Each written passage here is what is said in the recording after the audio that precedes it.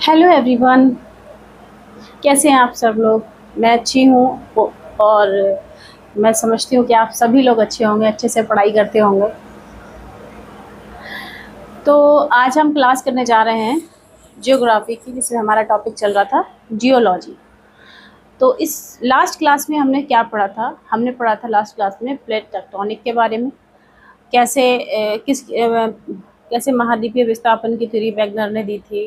कैसे plate tectonic को बताया गया था कि प्लेटें खिसक रही हैं। महाद्वीपीय विस्थापन में कहा गया था कि महाद्वीप खिसक रहे हैं। फिर हैरी हेस ने कहा कि जो प्लेटें हैं वो महासागरीय प्लेटें और महाद्वीपीय प्लेटें आपस में जुड़ी हुई हैं। ये सब हमने डिटेल में पढ़ा था। फिर हमने पढ़ा था कि कैसे पहाड़ बनते हैं। दो प्लेटें को टकराने से पहाड़ बनते हैं, भूकंप आते हैं। और जब दो प्लेटें दूर जाती हैं तो ज्वालामुखी फटते हैं। ठीक है, ज्वालामुखी बाहर आके या तो मैग्मा ठंडा होने के बाद नया क्रस्ट बनाते हैं और उससे हमें काफ़ी कुछ जानकारी मिलती है। उस मैग्मा से हमें पृथ्वी के अंदर क्या क्या चीज़ पाई जाती है, उस मैग्मा और लावा से ही हमें काफ़ी जानकारी प्राप्त होती है। ये भी हमने पढ़ लिया था। और हमने पढ़ा था कि 3 टाइप की प्लेटें के बारे में पढ़ा था। एक थी अभिसारी, अपसारी और रूपांतरित प्लेटों के बारे में। अभिसारी जो आपस में जुड़ती हैं, अभिसारी जो दूर जाती हैं, अपसारी जो पैरेलल चलती हैं। ठीक है, तो ये भी हमने पढ़ लिया था। और उसके बाद हमने कहा था कि जो छोटी प्लेटें होती हैं वो 20 होती हैं और जो बड़ी प्लेटें हैं वो 7 हैं। 7 बड़ी प्लेटों को मैंने मैप बना के दिखाया था। और जो 20 प्लेटें थी उसमें से 3 प्लेटों के नाम मैं कह रही थी। एक प्लेट मैं भूल गई थी, मैं कह रही नाम बताऊंगी। तो उस प्लेट का नाम था फिलिपिन प्लेट्स, जो कि जापान को ऊपर मतलब टकराती है जापान प्लेट में। ठीक है, और एक थी आपकी प्रशांत महासागर में 2 प्लेटें हैं। एक है आपकी कोको प्लेट और एक है आपकी नज़का प्लेट। नज़का और कोको, ये क्या है? ये प्रशांत महासागर में, ये भी बहुत खतरनाक प्लेटें हैं। ठीक है, विनाशी प्लेटें कही जाती हैं ये भी। और इधर क्या कौन सी प्लेट है? फिलीपींस, ये छोटी प्लेटों में आती है। इन तीनों का नाम याद रखना, नज़का, कोको और फिलीपींस। ठीक है, तो अब हम क्या पढ़ने जा रहे हैं? आज हम जो पढ़ेंगे उसमें हम पढ़ेंगे वाटर स्ट्रेस, वाटर लेवल। मतलब ठीक है कि कहाँ का, जैसे जो पानी है, जैसे हम अपने घरों में नल वगैरह गाड़ते हैं, ठीक है, और बोरिंग वगैरह कराते हैं तो पानी आ जाता है। और जब पानी, जो नल गाड़ने वाले होते हैं वो क्या कहते हैं, कितने फीट पे पानी है वो बताते हैं हमें। यहाँ इतने फीट पे पानी है। कहीं में पता चल जाता है कि 40-50 फीट पे ही पानी आ जाता है। कहीं पर पता चलता है 130, 120 फीट पे पानी जा रहा है। तो ये सब कैसे होता है ना, इसके बारे में हम पढ़ने जा रहे हैं। ठीक है, हमने पढ़ा था कि जो प्लेटें होती हैं उनकी मोटाई कितनी होती है? उनकी मोटाई 100 किलोमीटर की मोटाई हमने पढ़ी थी कि एक प्लेट की मोटाई लगभग 100 किलोमीटर होती है। ठीक है, अब मान लो सपोज दैट ये मैं एक प्लेट बना लेती हूँ। मान लो ये प्लेट है, ये एक प्लेट है। मैं इसको कलर कैसे करूँ? डिजिटल होता तो कलर कर देती। ठीक है, मान लो ये प्लेट है। ठीक है, ये पूरी एक प्लेट है। ओके, अब दूसरे कलर का पेन ले लूँ तब बताऊंगी कि मैं बताना क्या चाह रही हूँ। ठीक है, 1 मिनट वेट करिएगा।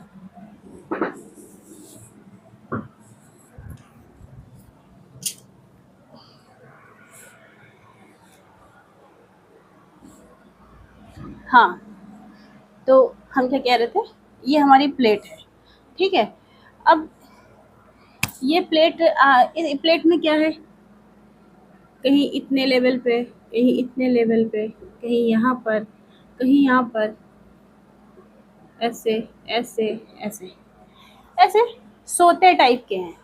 मतलब कहीं गढ़ा टाइप से हैं इनमें, क्योंकि ये इसके नीचे पूरी तरीके से पानी नहीं हो सकता वरना ये बह जाएंगे और इनका कटाव हो जाएगा और ये खराब हो जाएंगे। तो पूरी तरीके से तो पानी नहीं है।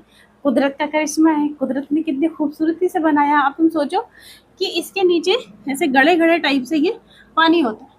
ठीक है, तो जैसे कि अब क्या है, मान लो मेरा गांव है, मेरा गांव यहाँ पर है, इस जगह पे मेरा गांव है।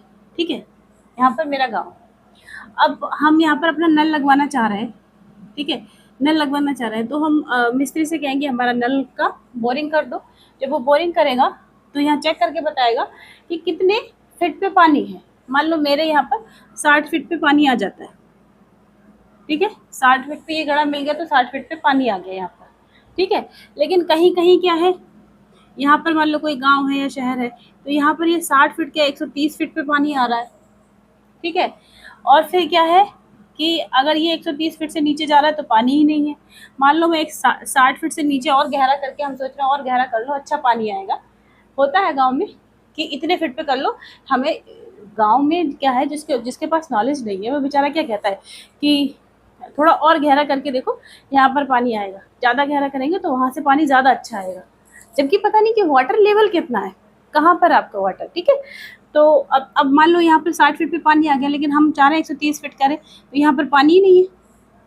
उसके लिए हमको और गहरा करना पड़ेगा तब जाके यहाँ पानी मिलेगा, ठीक है। तो ऐसे ही सारी जो प्लेटें हैं, 7 प्लेटें और जो 20 प्लेटें हैं पूरे वर्ल्ड में, ऐसे ही छोटे छोटे छोटे छोटे वहाँ क्या है पानी के सोते हैं, ठीक है। अब क्या होता है कि ये पानी के सोते सूखने लगते हैं, तभी तो कहते हैं वाटर स्ट्रेस हो गया, ज़मीन के अंदर भी पानी की कमी हो रही है।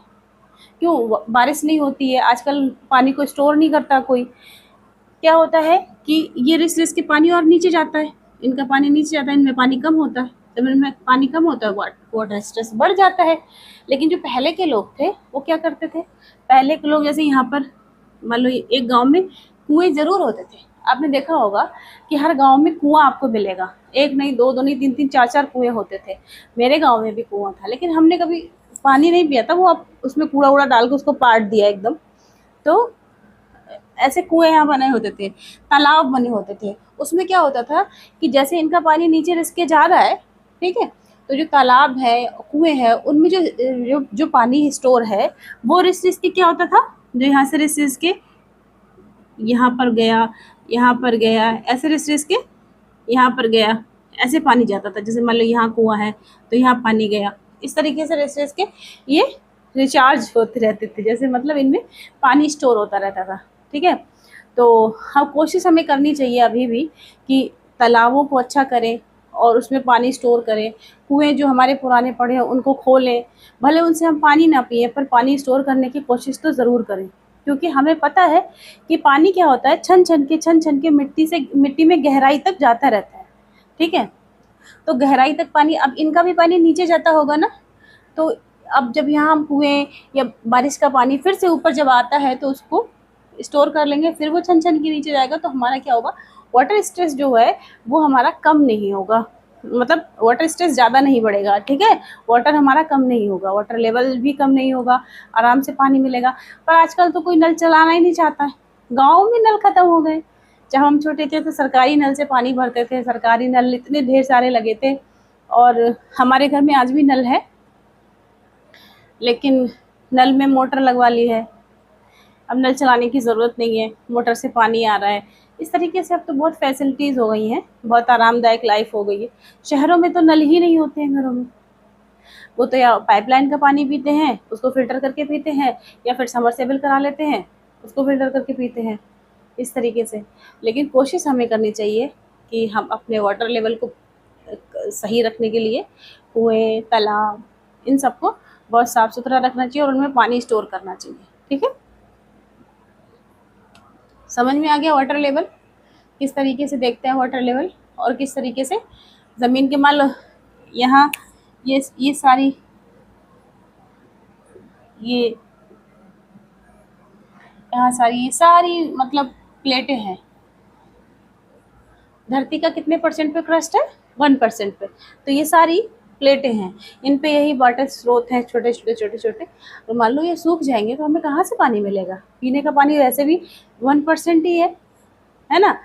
तो अगर इनको हमें रिचार्ज करना है तो हमें अपने वाटर सोर्सेस को बढ़ाना है, तो हमें क्या करना पड़ेगा, पानी को स्टोर करना पड़ेगा, बारिश का पानी। वरना क्या होता है, मोस्टली पानी क्या होता है, बारिश हुई, नालियों में बह गया सारा पानी और समुद्र में चला गया, किसी काम का नहीं रहा। लेकिन अगर हम उसको स्टोर करेंगे तो स्टोर करके हम ये, अगर हम ये समझ में आता है तो हम पानी की वैल्यू समझ में आती है तो हम ज़रूर करने की कोशिश करेंगे उस चीज़ को। मान लो कुएं में पानी है या तालाब में पानी है तो सिंचाई के लिए काम आ सकता है ना। सिंचाई के लिए मीठे पानी का यूज़ करा जाता है मोस्टली, सबसे ज़्यादा उत्तर प्रदेश में। हैंडपम्प मतलब जो बोरिंग होता है उससे पानी लगाया जाता है ना। मोटर से पानी ज़मीन के अंदर वाले पानी को खींच के खेतों में लगाया जाता है। लेकिन अगर हमारे पास बारिश का पानी स्टोर होगा तो सिंचाई के काम आएगा, जो हमारा पीने का मीठा पानी है वो बचेगा, है ना। ये सारी चीज़ें सोच के ही हर काम गवर्नमेंट नहीं कर सकती, गवर्नमेंट घर घर नहीं आती, और गवर्नमेंट पे हमें डिपेंड भी नहीं रहना चाहिए। कुछ काम अपने हिसाब से भी हमें करते रहना चाहिए मिलजुल के। अकेले कोई भी नहीं कर सकता कोई काम को। गांव वाले मिलके गांव में ये चीज़ करें, अपने नदी नालियों को साफ़ करें और तालाबों को साफ़ करें, कुएं को साफ़ करें। तालाब में जलकुंभी लग जाती है, गंदगी डालने लगते हैं उसमें, मतलब बहुत बुरी कंडीशन कर देते हैं। तो लोगों को इस चीज़ पे बहुत ध्यान देना चाहिए, ठीक है। तो अब हमने वाटर लेवल पढ़ लिया अपना, और कैसे बचाना है वाटर को ये भी बहुत अच्छे से समझ लिया। अब इसके आगे हम क्या पढ़ते हैं, इसके आगे हम पढ़ेंगे भूकंप के बारे में। भूकंप के बारे में देखो, अब भूकंप यही से समझ में आता है। मान लो ये दो प्लेटें हैं, ठीक है, ये आपस में मिल रही हैं, ये दो प्लेटें से पास को आ रही हैं। तो क्या हो रहा है, यहाँ पर ऐसे दो प्लेटें ऐसे हैं और ये पास को आ रही हैं, फिर वो ऐसे करके क्या बन जा रही है, पर्वत बन जा रही है। तो जब वो पर्वत बन जाती हैं तो वहाँ पर क्या होगा, भूकंप उत्पन्न होंगे कि नहीं होंगे, है ना।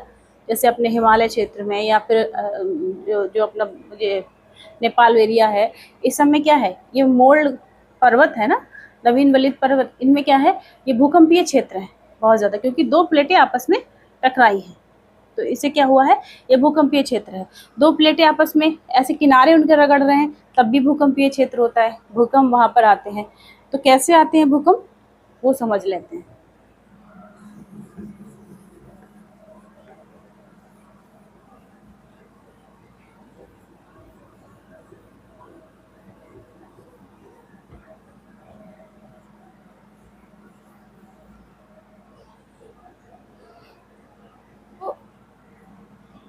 अब जब भूकंप को पढ़ते हैं तो क्या हम डिटेल में पढ़ लेते हैं कि कैसे कैसे, कहाँ से भूकंप उत्पन्न होता है, उसको क्या कहते हैं, कैसे भूकंप आता है। मान लो यहाँ से भूकंप उत्पन्न हुआ, ठीक है, तो ये हो गया उसका मूल या फोकस, ठीक है, इसे कहेंगे मूल या फोकस। ये भूकंप का मूल हो गया। अब ये धरती है, ठीक है, ये धरती है, तो ये भूकंप उठ के यहाँ गया, ठीक है। तो ये यहाँ पर गया, जहाँ सबसे पहले गया वो उसका, ये क्या हो गया, ये इसका हो गया एपिसेंटर, एपिसेंटर या अधिकेंद्र, अधिकेंद्र, ठीक है। ये यहाँ से यहाँ गया, तो ये पृथ्वी पे गया, धरती पे गया, तो क्या होगा, जहाँ सबसे पहली बार पहुंचा वो उसका एपिसेंटर हो गया, ठीक है, ये इसका एपिसेंटर हो गया। अब ये भूकंप में कितने प्रकार की तरंगे होती हैं, 3 प्रकार की। कौन कौन सी तरंगे होती हैं, P wave, primary, primary wave, secondary, secondary wave, ठीक है, और लास्ट होती है लव वेव। इतनी खतरनाक होती है, देखो उसका नाम भी लव रखा है, तो सोचो, तो उसका नाम लव रखा है, सबसे ज्यादा खतरनाक है ये। तो सोचो कि लव कितना खतरनाक होगा, यानी कि लव को दुनिया में इतना खतरनाक मान दे कि उसके नाम से लव वेव रख दिया, वो भी सबसे ज्यादा खतरनाक वाली, उसका नाम रख दिया लव वेव, ठीक है। तो इसको कहते हैं, पी से दर्शाते हैं, इसको एस से और इसको एल से, पी तरंगे, एस तरंगे और एल तरंगे, ठीक है। तो सबसे पहले ये जो मूल से निकला यहाँ अधिकेंद्र बना, और ये सबसे तेजी से जो सबसे पहले पहुंची यहाँ पर जो तरंग, उसे कहेंगे पी तरंग, ठीक है। फिर थोड़ी धीमे यहाँ पहुंची, उसको कहेंगे एस तरंग, नाम तो मैंने लिख दिए, उसी से देख लीजिएगा। और जो सबसे लास्ट में पहुंची, ठीक है, जो सबसे लास्ट में पहुंचती उसे कहते हैं लव तरंग, ठीक है, लव तरंग।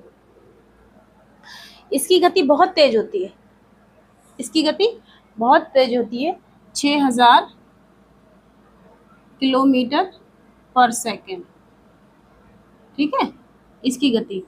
और एस तरंग की गति जो होती है वो 3000 किलोमीटर पर सेकेंड, ठीक है। और जो एल तरंग की जो गति होती है वो होती है 1.5 हजार किलोमीटर सेकेंड। समझ में आ रहा है ना, बीच पेच तो नहीं हो रहा है, समझ में आता होगा आई होप। सबसे तेजी से पहुंचती हैं पी तरंगे, सबसे तेजी से पहुंची, लेकिन उतना विनाश नहीं करेंगे, ठीक है। और फिर उसके बाद जो एस तरंगे हैं वो थोड़ा विनाश करेंगी, पर क्या होती है सबसे लास्ट में एल तरंग जाती है, ये ज़्यादा देर तक रुकती है और सबसे ज़्यादा विनाश यही तरंग करती है। जैसे मान लो कि कैसे बताऊं, मान लो किसी ने, कोई धीमे धीमे चल के आ रहा है, कोई तेजी से चल के आ रहा है, ठीक है, और फिर कोई उससे हल्का चल के आ रहा है, नहीं ऐसे नहीं बता सकती,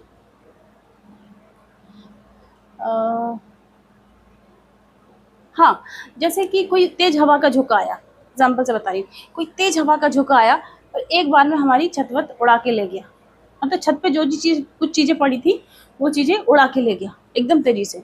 फिर दूसरा झोंका आया, वो जो छत थी हमारी उसको क्या थोड़ा बहुत चटका गया, ठीक है, वो निकल गया चटका के। लेकिन जो एल तरंग आई, जो तीसरी बार जो तरंग आई, वो धीमे आई और देर तक रही, और खूब देर तक रही कि हमारी छत वत सब तोड़ गई।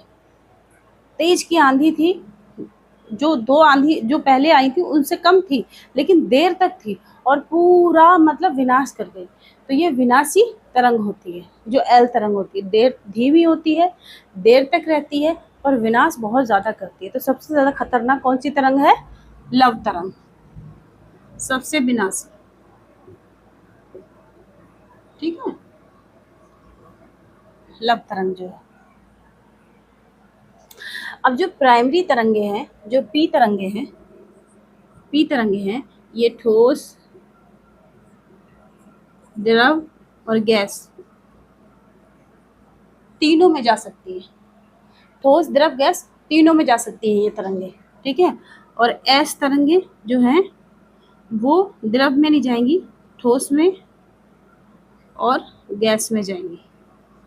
तो जब ये द्रव में नहीं जाएंगी, द्रव में नहीं, तो जब ये द्रव में नहीं जाएंगे तो वो इसका छायावृष्टि क्षेत्र कहलाएगा, है ना, भूकंपीय छायावृष्टि क्षेत्र। यहाँ पर मतलब भूकंप नहीं जाता है द्रव में, ठीक है। और जो एल तरंगे हैं वो भी ठोस, द्रव और गैस तीनों में जाती है, ठीक है। सबसे ज्यादा कौन सी विनाशकारी है?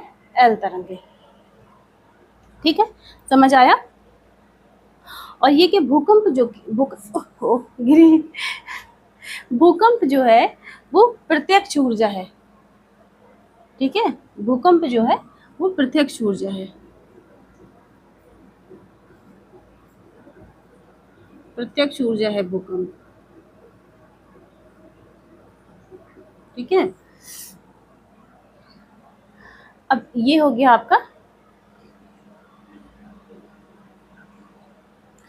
तो जो एस तरंगे होती हैं वो होती हैं अनुदैर्ध्य, अनुदैर्ध्य तरंग।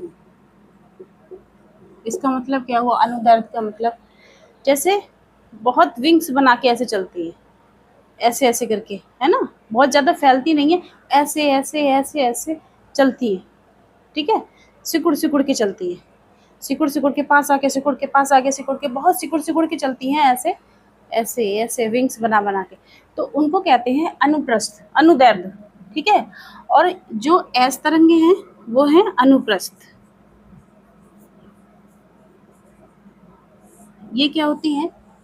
ये थोड़ी ऐसे चलती हैं, थोड़ी दूरी दूरी पे, है ना, ये ऐसे ऐसे ऐसे करके विंग्स पास पास वाले नहीं बनाती, दूर दूर वाले बनाती हैं, ठीक है।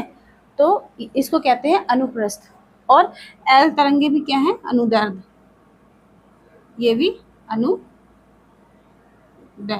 ये भी अनुदैर्ध्य तरंगे है, ठीक है। ये हो गया आपका। अब क्या है कि अब तीनों को एक बार समझा दो कि कैसी होती है।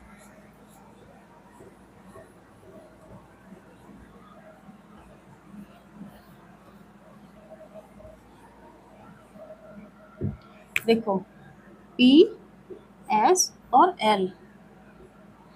पी तरंगे जो होती है वो ऐसे ऐसे ऐसे ऐसे ऐसे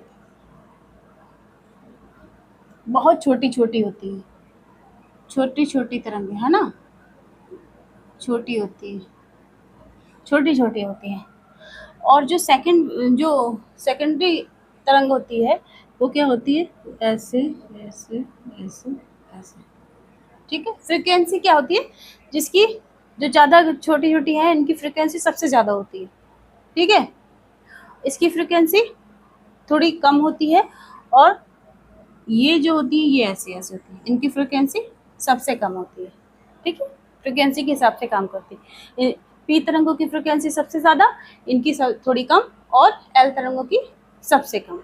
ठीक है, तो आज की क्लास हम यहीं ख़त्म करते हैं, और नेक्स्ट क्लास में इसके आगे का समझेंगे कि कैसे भारत कौन सा क्षेत्र में आता है, कौन से भूकंपीय क्षेत्र में आता है, और भारत में कैसे कैसे भूकंप आते हैं, किस तरीके से भारत में भूकंप आता है।